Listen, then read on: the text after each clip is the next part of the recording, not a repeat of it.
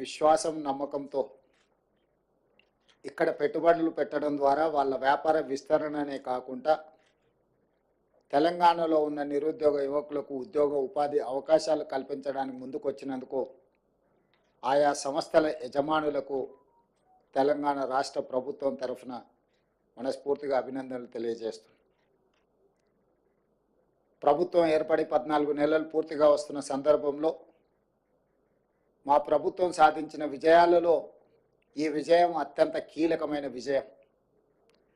తెలంగాణ రాష్ట్ర ప్రభుత్వం మీద, హైదరాబాద్ నగరంలో పెట్టుబడుల మీద అపోహలు అనుమానాలు సృష్టిస్తూ వాళ్ళ అనుచరులతో లేదా వాళ్ళ దగ్గర ఉన్న అక్రమ నిధులతో విష ప్రచారం చేయడం ద్వారా తెలంగాణ ఆర్థిక వ్యవస్థ మూలాలను దెబ్బతీయాలని కొంతమంది కుట్రలు చేస్తుంటే ఈ కుట్రలను తిప్పికొట్టడం ద్వారా తెలంగాణ రాష్ట్రంలో మేము పెట్టుబడులు పెడతాం, తెలంగాణ రాష్ట్ర ప్రభుత్వం మీద మాకు సంపూర్ణమైన విశ్వాసం ఉన్నదని ప్రపంచ దిగ్గజాల యజమానులు, ప్రపంచ దిగ్గజాలైన కంపెనీలు మన రాష్ట్రంలో పెట్టుబడులు పెట్టి ఈ పెట్టుబడుల ద్వారా వేలాది ఉద్యోగాలు ఉపాధి అవకాశాలు కల్పించడానికి ముందుకు వచ్చినారు. కుట్రలను కుతంత్రాలను అన్నిటిని కూడా పటాపంచలైన ఈరోజు మా ప్రభుత్వం మీద వారు వ్యక్తపరిచిన విశ్వాసం నమ్మకం ఈనాటిది కాదు. ఆనాడు 2004 నుంచి 2014 వరకు ఆ ప్రభుత్వం తీసుకున్న నిర్ణయాలు, కొనసాగించిన విధి విధానాలు, ఈ విధి విధానాలకు 1991లో పివి నరసింహారావు గారు సరళీకృత విధానాలని దేశంలో ప్రవేశపెట్టడం ద్వారా అభివృద్ధి వేగవంతంగా జరగాలి, ఈ దేశం సంపన్న దేశంగా మారాలి అని పివి నరసింహారావు గారు ప్రవేశపెట్టిన సరళీకృత విధానాలను తిరిగి మన్మోహన్ సింగ్ గారు వాటిని వేగంగా కొనసాగించడము, ప్రభుత్వాలు మారిన, పాలకులు మారిన, పెట్టుబడులకు రక్షణ కల్పించడం, పెట్టుబడులను ప్రోత్సహించడం అనే విధానం నుంచి ఏ రోజు కాంగ్రెస్ పార్టీ పక్కకు జరగలేదు. అందుకే 2004 నుంచి 2014 వరకు 10 సంవత్సరాలు ఈ దేశంలో సమూలమైన ఆర్థిక సరళీకృత విధానాలను అమలు చేయడం ద్వారా ప్రపంచానికి ఒక నమ్మకాన్ని, విశ్వాసాన్ని కలిగించిన బలమైన నాయకత్వం కాంగ్రెస్ నాయకత్వం.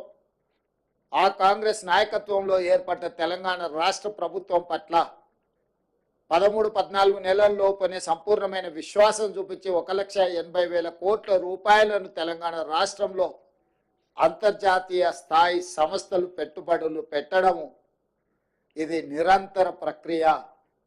నిరంతరం మా ప్రభుత్వం చేసిన కృషిని, మా ప్రభుత్వం పాటిస్తున్న విధానాలను, రాజకీయపరమైన అంశాలలో విభేదించిన రాష్ట్ర అభివృద్ధి విషయంలో 2004 కంటే ముందు తెలుగుదేశం పార్టీ అమలు చేసిన విధానాలు రాష్ట్ర ప్రయోజనానికి అనుకూలంగా ఉంటే ఆనాడు వాటిని కొనసాగించిన, ఈనాడు గత ప్రభుత్వం ఏదైనా ఉపయోగపడే అంశాలలో నిర్ణయం తీసుకుంటే కూడా తెలంగాణ రాష్ట్ర ప్రజలకు ప్రయోజనం చేకూరుతుంది అనుకుంటే ఆ విషయంలో రాజకీయ వివాదాలకు వెళ్లకుండా విధానాలను కొనసాగిస్తూనే ఇంకా స్పష్టంగా, నమ్మకంగా విధానాల రూపకల్పనలో ఒక నిర్దిష్టమైన ప్రణాళికను తీసుకొని తెలంగాణ రాష్ట్ర ప్రభుత్వం ముందుకు వెళ్ళింది. కాబట్టి ఈరోజు ఈ దిగ్గజాలు తెలంగాణ రాష్ట్రంలో పెట్టుబడులు పెట్టినరు. ఆ పెట్టుబడులను వేగంగా పన్నులను అమలు చేయడమే కాకుండా అనుమతులు ఇవ్వడంతో పాటు అవసరమైన భూ కేటాయింపులు కానీ, పరిపాలన అనుమతులు కానీ అన్ని రకాలుగా ఆ సంస్థలను ప్రోత్సహించి ఆ సంస్థల పెట్టుబడుల ద్వారా రాబోయే ఉద్యోగ ఉపాధి అవకాశాలు తెలంగాణ సమాజానికి అందివ్వాలన్న ఆలోచన మా ప్రభుత్వానిది. ఈ అంశాలను మేము దావోస్లో ఒప్పందాలలో బిజీగా ఉన్న మీడియా మిత్రులు తెలంగాణ ప్రజలకు ఎప్పటికప్పుడు చేరవేస్తూ ఎవరైనా అనుమానాలు సృష్టించాలన్నా, అపోహలతో కూడుకున్న ప్రచారాలు కల్పించిన మీడియా మిత్రులు వాటి అన్నిటిని కూడా పటాపంచలు చేస్తూ ఈ ప్రభుత్వం, ఈ రాష్ట్రం, ఈ హైదరాబాద్ నగర అభివృద్ధి మన అందరిది అని చెప్పి సహకరించిన మీడియా మిత్రులందరికీ కూడా మనస్ఫూర్తిగా ధన్యవాదాలు తెలియజేస్తున్నా. ఇదే విధంగా మీ సహకారం ఉండాలి. మనందరం కలిస్తేనే తెలంగాణ మనందరం కష్టపడితేనే తెలంగాణ అభివృద్ధి. మనందరం ఈ తెలంగాణ పునర్నిర్మాణంలో భాగస్వాములు కావాలి. భవిష్యత్తులో ఇంకా తెలంగాణ ఈ దేశంలోనే అత్యధిక ఆదాయం కలిగిన రాష్ట్రంగా మారాలి. ఈరోజు తెలంగాణ రాష్ట్రాన్ని $1 ట్రిలియన్ ఎకానమీకి తీసుకెళ్లాలని మేము నిరంతరం కృషి చేస్తున్నాము. ఈరోజు పర్ క్యాపిటా ఇన్కంలో దేశంలోనే తెలంగాణ రాష్ట్రం మొదటి స్థానంలో ఉన్నది. దీన్ని కొనసాగించి భవిష్యత్తులో ఇంకా పెట్టుబడులను తీసుకొచ్చి తెలంగాణ రాష్ట్రాన్ని అభివృద్ధి పదం వైపు నడిపిస్తామని చెప్పి మీ అందరికీ మనస్ఫూర్తిగా తెలియజేస్తూ, వాటికి సంబంధించిన వివరాలు, ఒప్పందాలకు సంబంధించిన వివరాలు, అదేవిధంగా మిత్రుడు శ్రీధర్ బాబు గారు గుర్తు చేసినట్టు సింగపూర్ ప్రభుత్వంతో స్కిల్ డెవలప్మెంట్ విషయంలో ఒక ఒప్పందాన్ని చేసుకున్నాం. ఐటీఈ, ఇన్ఫర్మేషన్ టెక్నాలజీ ఎడ్యుకేషన్కి సంబంధించి సింగపూర్లో 10th చదువుకున్న తర్వాత పిల్లలందరికీ కూడా సాంకేతిక నైపుణ్యాన్ని అందించడం ద్వారా ప్రపంచంతోనే పోటీ పడే నిష్ణాతులను సింగపూర్ సంస్థ తయారు చేస్తుంది.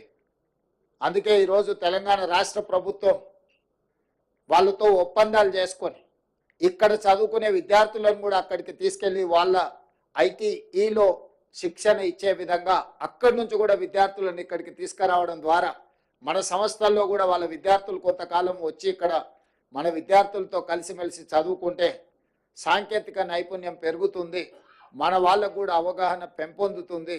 తద్వారా ఎంతో లక్షలాది మంది ఈ తెలంగాణ రాష్ట్రంలో సాంకేతిక నైపుణ్యం లేక నిరుద్యోగులుగా ఉన్నారో వాళ్ళందరికీ ఉద్యోగ ఉపాధి అవకాశాలు కల్పించడానికి సింగపూర్ రాష్ట్ర ప్రభుత్వ ఆధ్వర్యంలో నడుస్తున్న ఐటీతో కూడా తెలంగాణ రాష్ట్ర ప్రభుత్వం ఒప్పందాలు చేసుకోవడం జరిగింది. అందుకే ఆ ఒప్పందంలో తెలంగాణ రాష్ట్రం ప్రతిష్టాత్మకంగా భావించిన young India skills university vice ఛాన్సలర్తో పాటు ఉన్నతాధికారులు అందరూ కూడా ప్రత్యక్షంగా పాల్గొని ఒప్పందాలు చేసుకోవడం జరిగింది. సింగపూర్ రాష్ట్ర ప్రభుత్వానికి సంబంధించిన మంత్రులతో చర్చించడం, సాంకేతిక నైపుణ్యాన్ని ఇచ్చిపుచ్చుకోవడం ద్వారా మనము సింగపూర్ ప్రభుత్వం కలిసి పనిచేయాలని కూడా ఒక ఒప్పందానికి వచ్చినాం. అది భవిష్యత్తులో మన సాంకేతిక నైపుణ్యాన్ని వేగంగా పెంపొందించడానికి ఉపయోగపడుతుంది. ఇవన్నీ కూడా తెలంగాణ రాష్ట్ర అభివృద్ధి కోసం